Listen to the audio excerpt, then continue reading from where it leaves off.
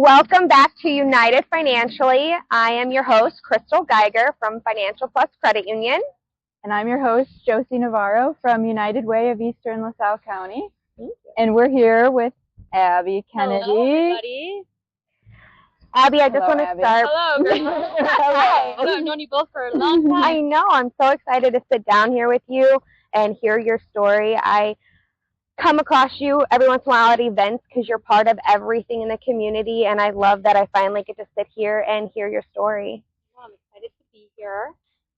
You want to tell us a little bit about yourself and how you're involved in the community? Yeah, sure. I should start off before I talk about myself. Thank you, girls, for inviting me on the show. This is so fun.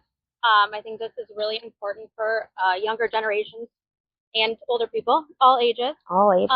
And thank you guys. You're doing a fantastic job with United Way. I love what is it, Paw Pals? Love that program with the school therapy dogs. We just had them in the parade, what was it, 2 weeks ago? So fun. For Fall Fest. Love that program. I mean, that would be so cool to have a school dog when I was in school. That wasn't something we had back in the day.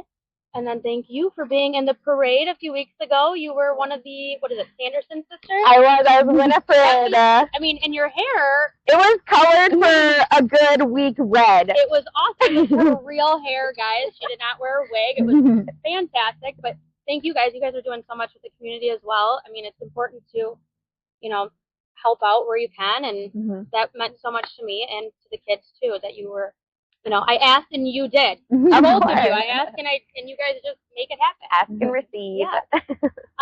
So a little bit about myself.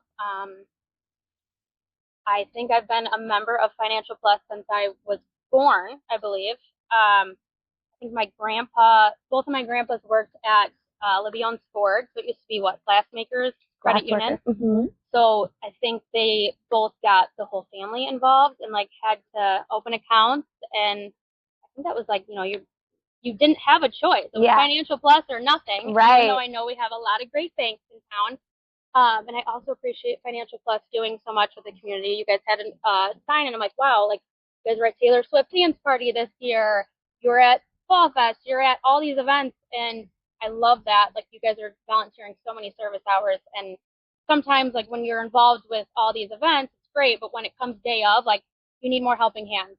There's just not enough people, enough jobs, to help. So thank you guys for doing that as well. Yeah. Well, you would know about all the events. You're in everything. Well, I love events. I love, it's basically just more, it's my new era of partying, I think. That's what it is. Adult partying. Yeah, Sunday during the day at Taylor Swift dance party. That's my party in these days in your 30s. In bed by 9. I just watched a video on TikTok, and it was when you used to go out at 9 o'clock, and now you're in bed by 9 o'clock with eye mask on and a bowl of ice cream. That's what I want to do on the weekend. It happens sooner than you think. Yeah, agree. I'm there. Before the 30s. Okay, a little bit about myself. I'm married to Jason Kennedy. He's also from, he's from Nate Place. We've been married for 4 years. Wonderful guy. We have 3 puppy children. My entire family is from Ottawa. I don't think anybody has ever really left, unless it's been for college, or that's about it. I think we've all just came back, which is really nice. So for me, it was important to never leave. So when I graduated from high school, I didn't want to go anywhere. So I went to IVCC, gave that a good go, girl. I was gave it a good go. And again, I didn't know what I wanted to do at 18, so I started working at Kroger full time and juggling just community college, but also living in the same town. I wanted to hang out with friends. I wanted to spend time with my family. So balancing my social life, my school, and my work just it was too hard for me.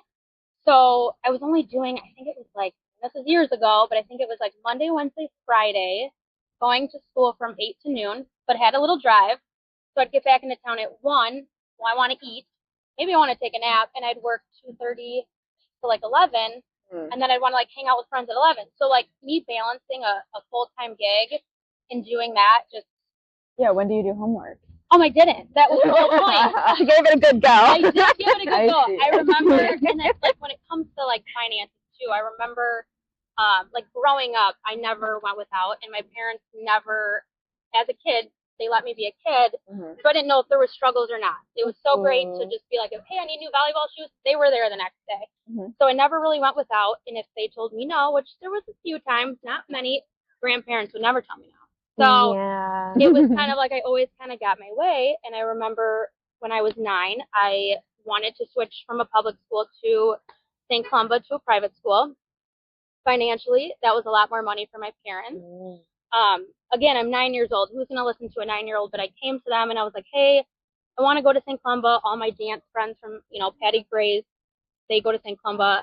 I just want to go there. And like, that's fine. So they sat me down. They're like, less Christmas gifts. There's going to be less, you're going to get less things. And I was like, yeah, right. Well, I love that they said that to you, though. They were open about it. That's awesome. Like $60 for, a public school to go to, I don't know, at the time, maybe a few $1,000s. That is a financial sacrifice. But I'm so glad that they listened to, at 9 years old, my needs and wants. And I'm like, I don't know what my life would be like if they didn't let me do that. Like, I'm sure it would be fine and great, but it would be different. It would be so different. And I mean, even in my wedding, it was my grade school friends. And normally you have like college friends. It was my grade school friends for the most part because they're still my friends today. So like, it was a great choice for me. But growing up, I never went without, never struggled. Anything I wanted, I got. Well, then I start working at 18 years old, juggling college and social life and working full time. And I remember I got my first check, and I think it was like a few $100, $200. Mom's paying for my gas. I don't have a car payment. I don't have a phone bill. I have free shelter, like my home, you know what I mean? So I had no mortgage, no rent, nothing. And I remember being like, what am I supposed to do with this $200? Like, that's one pair of jeans at the buckle. Like, that's where my head went. So it was like, how am I supposed to afford, like, and really all they wanted, the money to go towards was like anything I wanted to do, like the movies, going to dinner with friends, stuff like that. They never which I wish they would have pushed a little bit, like, hey, you're going to pay for like $50, just anything. You're going to save this amount, but it was my money. Yeah. And I was an adult. It was 18, so they didn't push, any, savings or what to do with my money. It was my money, and I do love that too. Yeah. But I went, I knew this was going to happen. You got your first paycheck. Oh, I got my first paycheck. Yes. And I was like, I just remember being like, what is this going to pay for? Or like, how do people afford having kids or actually payments? Like, how do they budget, or what do they do? Well, I didn't budget $1. So I remember, like, for IVCC, my parents were like, hey, the only thing you need to pay for is your book. Okay, some books. Cool. Books aren't cheap. No. They were not. I remember college, and they were not. Like $700 at the time. If you're only making $200 a week, I was like, whoa, I got to work a full-time gig for a month to just pay for some books. And that was a little wake-up call, but I still didn't learn. I was still spending, and then, you get 21, and then I did move out, and I had a little bit of a rent. I was definitely, spending, and at the time, I ended up moving from Kroger's at 21 to Pilkington, which is Livion's Ford, which we talked about earlier. And it was, at the time, I think, double of what I was making at Kroger. So it was like, wow, that's nice money. I should be saving some. But instead, it was like, the more you make, the more you spend. And I was doing the whole, like, I'm young. So you tell yourself, you're young, I'll save later. And so I only worked, I worked swing shifts, and I only had 1 weekend off a month. So that one weekend, it was like Friday, Saturday, Sunday. I'm not wearing the same outfit I wore last month. I'm getting a new outfit every month, because having 1 weekend off a month was so important to me. So I made sure, like, everything was good to go. Like, new clothes, we're going out, we're going to the bars, we're spending money, going to concerts, whatever I was into. And I loved my 20s. It was so fun. And then at 23, I got in a work accident, and I shouldn't have made it. Shout out to Mick Buckley, who truly saved my life. Such a sweet guy. Like, I call him my little angel on earth. So he pressed e-stop, saved my life. Long story short, I did the whole YOLO thing after that. I was like, YOLO, I only live once. I bought a new car. You kind of just, like, go on vacations because I wanted to travel, and I'm young, and So I did, I remember, I think it was like the next year, I had 13 or 14 long weekends off for the year. Ended up being like once a month. I went on 11 trips. Whoa. Wow. Yeah. And I was also working, I was working at Burger and Sushi House, Bash in town, and then C230, and then working swing shift, and I was working like crazy hours, like 80-hour weeks, which should be, husband and wife income, you would think. Yeah. So 2 people income.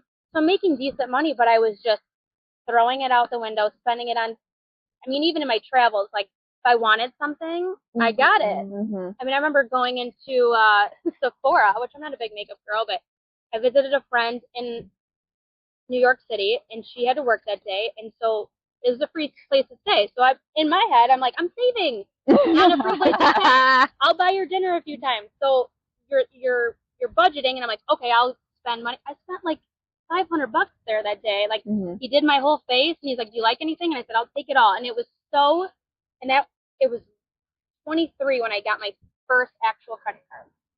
So I was like doing good till 23. Yeah. So I did the whole That is YOLO. impressive. It is impressive, I think, a little bit. I had the Maurice's card and the Kohl's card, but that was like the retail one. it was such low limits that it was doable. If I spent it, I could pay it off. Yeah. But I remember my dad was redoing a house for me at 23. So again, after my accident at work, and we'd go to Menards and be like, "Do you have the money for the wood? It'd be like $700 with wood." And I'm like, I was so embarrassed to tell him that I didn't have the funds because I was working 80 hours a week. That I was like, "Oh yeah, sure." Swipe. So I opened my credit card, went on all these trips, and at the time, I remember calling one of my girlfriends who's financially just good. She's good at saving. She's good at budgeting, and still good at having fun. And so I called her. I'm like, I don't understand.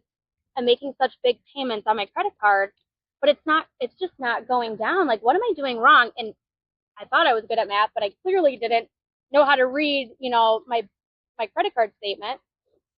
And she said, Ab, you are making super big payments, but you're actually spending more that month than you're paying off. Yeah. So I was like, I'm never going to get ahead.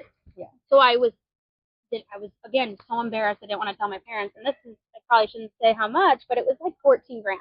Yeah. They're right up. I only had one credit card. I'm like, how am I going to dig myself out of this? Wait. So was it one credit card that you had a big total on? 14. Only one. And so, like, when you applied for the credit card, did you report like your income? Oh, yeah. And so you had a very big good limit. Okay. A very good limit. And at the time it was the Southwest card, and so. And then you get those rewards points. Oh, and I was traveling, so I was like, this makes sense. Yeah. And I thought it was such a good deal. I ended up getting, like, at the time, flights were a lot cheaper than they are now. Like a few free flights to go see my girlfriend in Florida, and it was like, that's great. Well, again, I didn't look at the interest rate.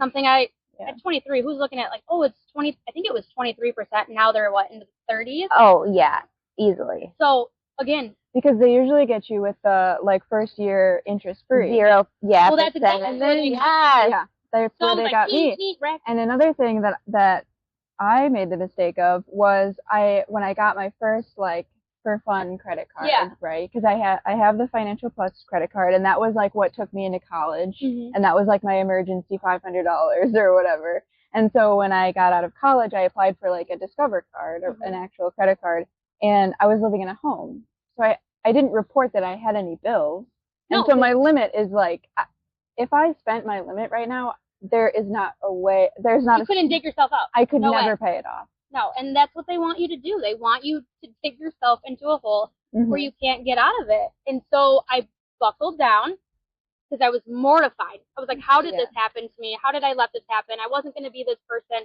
And I didn't want my parents to know because I was, again, mortified. I'm like, they're going to tell me. So I ended up paying it off in 9 months. I was living on my own at the time. Still doing the things I wanted, going out. But it was just like, you question your needs and your wants. You're at Target. You're like, what, I used to put stuff in the cart. It ain't coming back out. Once it's in the cart, it's mine. And it was like, when you're working so many hours a week, I would tell myself, like, I deserve that. I deserve that throw pillow I really want. And you have to, instead of like, or I was doing like, you know, what is the thing? Rob and Peter to pay Paul. Yep. So it was like, okay, I'm going to buy this today, but I'll pick up some hours or some overtime this weekend. I don't have that money. So I'm buying something that I don't have money for. Yeah. And the saying goes, like, if you don't have the money that month to pay off your credit card at the end of each month, don't buy it. It's so true. I struggle with that so much. Probably my husband and I's worst problem are our credit cards, to be honest. I think that's 99% of people. I think It's that's so a very hard.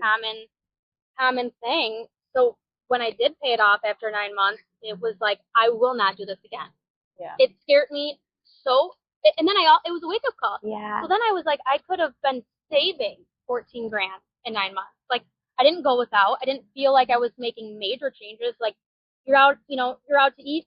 Do I need that $10 margarita? Like, no, Right. I'll get a water. Right. It's just little baby steps. It And is. again, I listened to Dave Ramsey, like the baby steps program, Yeah. and you know, emergency fund, and like usually when something goes out, it's in threes. If your washer breaks, you better have the money for something else because it's gonna hit you hard.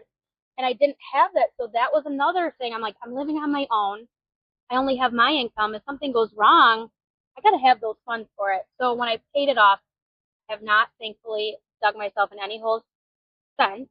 But it was since then I've made major lifestyle changes.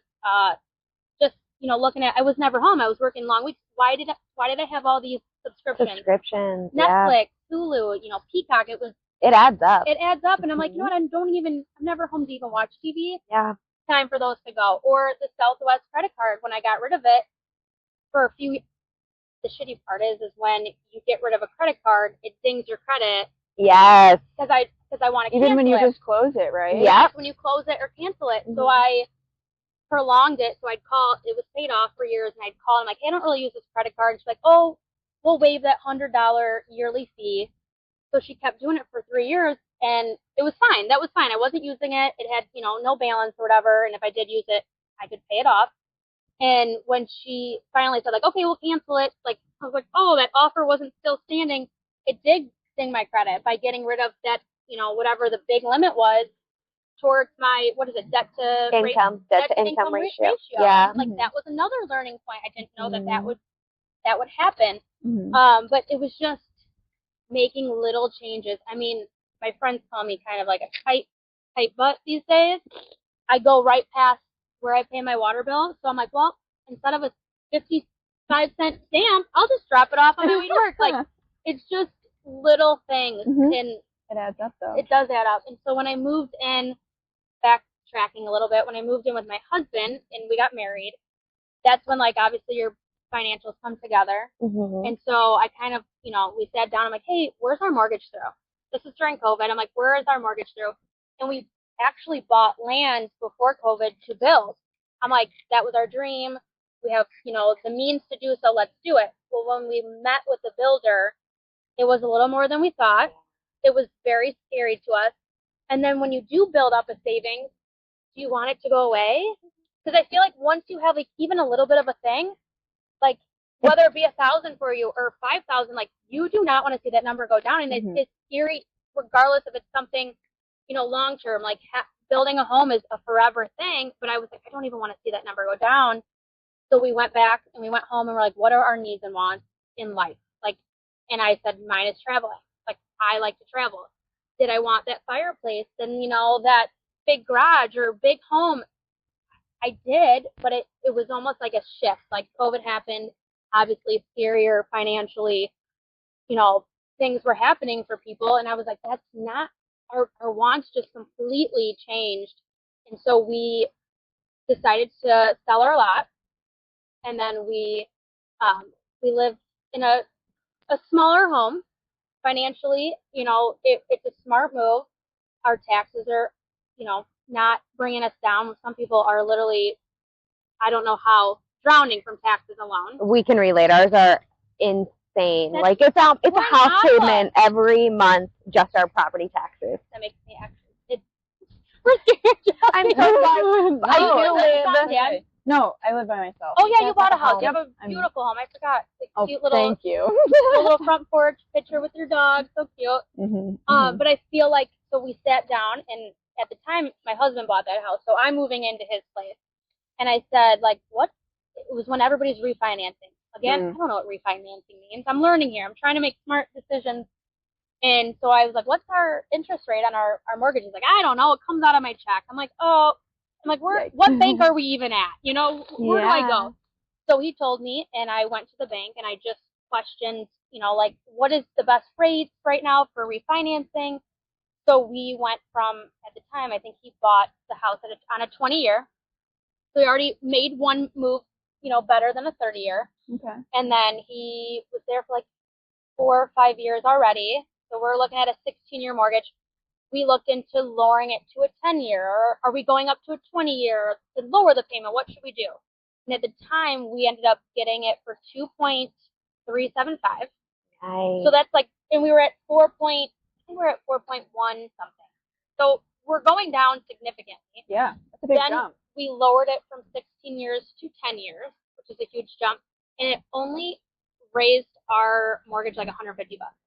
Wow. So if you're you know, if you have the means to do so, a little extra. And I remember when I bought my first home, I love sorry, it's not a financial plus, but Mary Beth's store was so great. I was so uneducated, and she told me, you know, what my mortgage was going to be at 23, and she gave me a whole printout and said, like, if you make an extra $50 or whatever she told me a month, it's gonna take off like years of your mortgage. And it was like, what do you mean years? $50? I can do that. And I feel like I'm the type of person, if I don't see it, I don't need it. It's like out of sight, out of mind. When it comes to, you know, your 401k, if your business matches a certain percent, like if you can do it. If you can match what they're gonna match, do it. Like, absolutely. And I think the older I get, in my 20s, I wasn't looking into what's my retirement or where do I want to be when I'm in my 60s, 70s, if I make it that long. And having an older husband who's 8 years older, I'm like, if he retires and I'm still working, like, I'm not going to be like, enjoy your coffee while I'm going to work. So I'm trying to make moves. I'm trying to make moves so we can retire, hopefully, at the same time. Yeah. So I think for me, it was just questioning my needs and wants in life. Like, or I remember he has to, it's just little things. It like, really is the little things. Like, do I need this? So if you love coffee, I love coffee. I was getting it almost every day. It is. So, but I dropped it down to like one day a week. I'm going to go out and get coffee. Like it's just a little thing. It's your treat. Yeah. Like my sister's into nails. I'm not into nails, but that's her one little thing. Like, and it's hard to find a balance of like, yes, what your needs and wants are, but also you do have to treat yourself. Like you only have one life to live. So you do need to enjoy things, whatever makes you happy. And it was just for me, like clothes. In my 20s, it was clothes. And now I think you can get this at Lululemon, but this is from Walmart. Yeah, I love Walmart now. No, you have seriously. It looks and it feels just like it, but you have to kind of like I was a name brand snob, and I had to kind of like I love Old Navy now. Like Old Navy jeans are the same as the Buckle $150 jeans I was getting, and also nobody cares what you're wearing. Nobody truly cares. So I kind of like the older you get, a lot of wake up calls. Yeah. Like a lot of. But it's hard, like you said, when your parents. I mean, you have you know whatever you ask for, whatever you want, and really that's kind of how I was growing up. Oh, and I never really learned organically that I was gonna have to make a sacrifice to get something. You know, I was spoiled. So now that I'm paying my own bills, and it's like, well, where's the extra $100 to get my new Lululemon leggings? I'm gonna have to get them from Walmart. Well, and your sisters are so much older, just like mine. So when we were in the house, it's just us. Like they technically only had one child in the house, so it's easy to spoil one. And that's another thing, like I didn't touch on, is like I'm so lucky that I didn't have. So when I did my wake up call at 23 and got into debt, like my friends are paying for all their bills and, you know, rent, and they had student loans. I didn't have a student loan, and where is my money going? And it was just, and you just have to sit down now, especially that I'm married. Like we just sat down, you know, a year and a half ago and said, where's our money going? Where do we want it to go? What's the smart moves to make? And he's a Seahawks fan. So to get his football games on Sunday, it's more money. And all I gotta do is sometimes make a Facebook post, and people will be like, switch over to this one. It's half the price. And we did. We lowered it by like over $100 a month. Holy cow. Just like a wake up call. Yeah. Like, why didn't we do that before? Right. Yeah. Or like when I bought my car during COVID, it was April of 2020. So everybody's literally not leaving their home. Yeah. And I remember I wanted this car. I drove my car with no payment for a few years. And just like Becky touched on in the last podcast, I was still having a car payment going to a savings. So it was like, oh, nice. for the next For one. you. Nice. So it was the next one. You know what I mean? Like, Yeah. it was like, okay, the next car, I have a little bit of a down payment. And I remember calling my dad, who's like, he usually is really good, with advice or on my side no matter what. And I said, I'm going to go buy a new car today. And he told me, like, not smart. And he's like, yeah, people don't know if they're going to have a job tomorrow. Like, the world is, and I said, well, I've wanted this car, and my car was paid off. And at the time, it was like getting to a point where, like, my car was going to be worth something or nothing if I keep it any longer.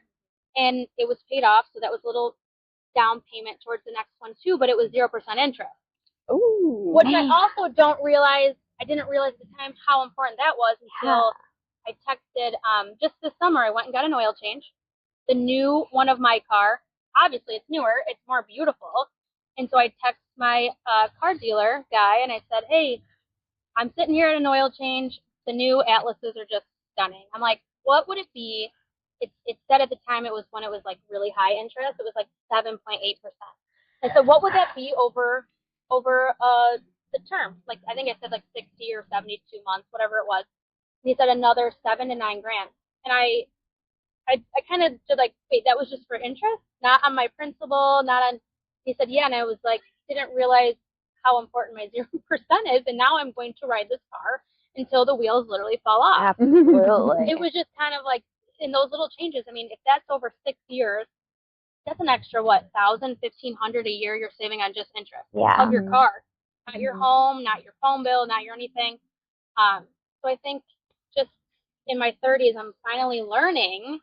I mean, they don't really do a class like this in school, do they? No. I'm trying. If they did, I did not pay attention. Girl, I don't know about in our age because I'm 36. I don't remember this a lot, but I know Financial Plus pays me to go into the schools now. So I am trying to get pre-K to seniors. I want all the information I can give you. Please just take it all. No, I don't want love them to struggle like us, where we had to learn it in our late 20s to mid 30s. Yeah, don't dig yourself, into a hole and then learn from your mistakes. Like, maybe just learn from the get-go. That would have been really nice. Start them young because they already know what money is. So let's just do those.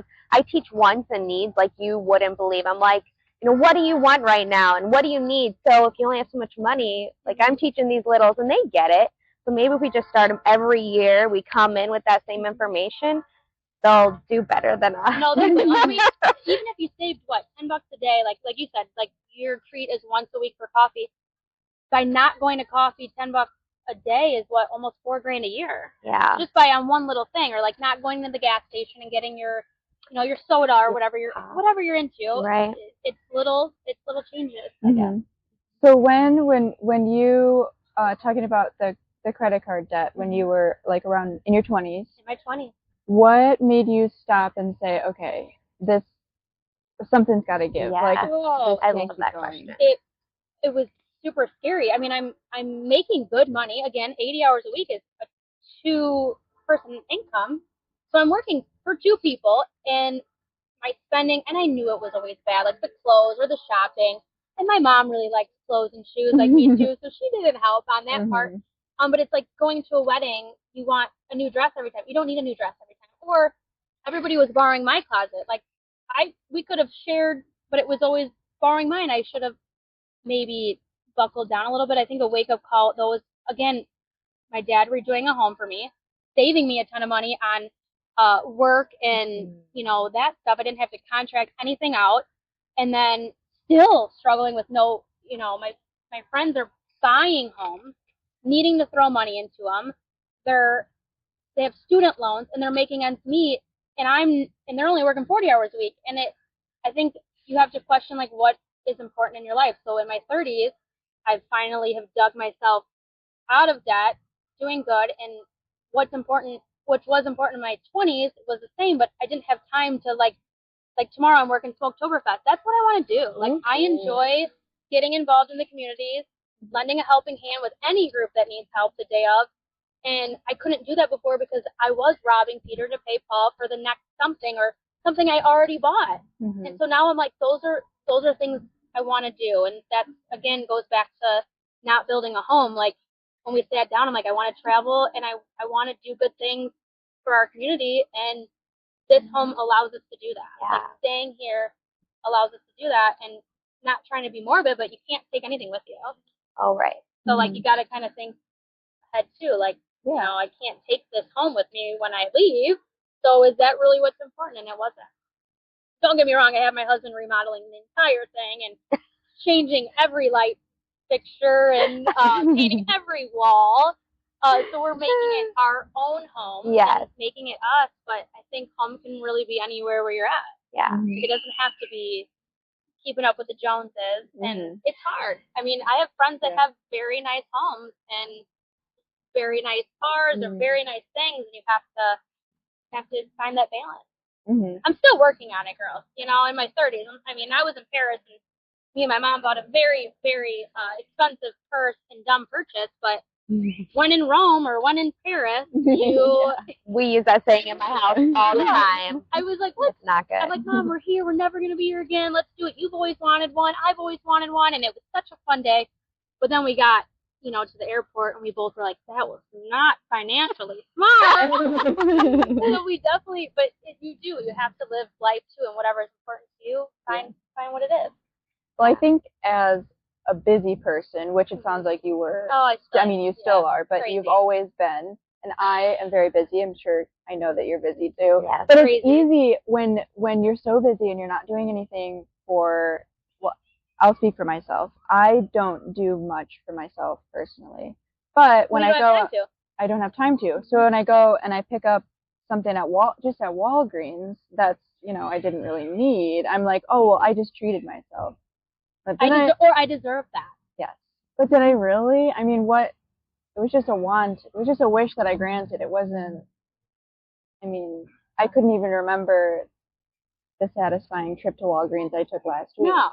And then the new factor wears off. You know what I mean? You get a new shirt, like, woohoo, and then a week later, like, I don't even like that shirt. You're right. It's just for me, it's the instant gratification. I'm like, well, okay, I need to stop and take some time for myself. Okay, I'll go blow some money. It's easy way to make you think that you're doing something for yourself. Yeah. At least for me.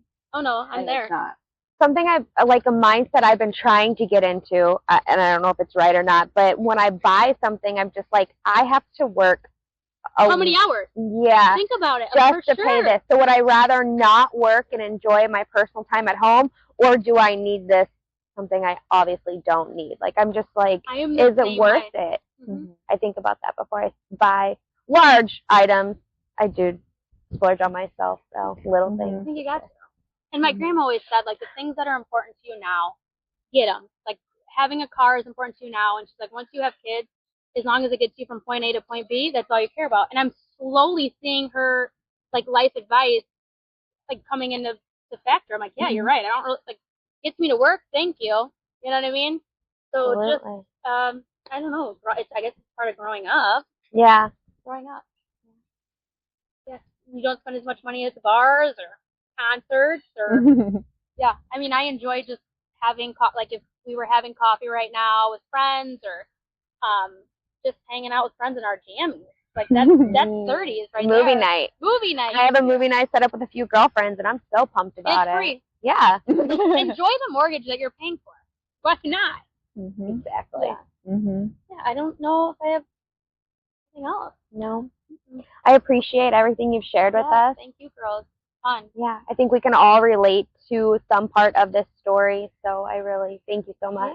Yeah, thank you. Thank you. That was fun. Awesome.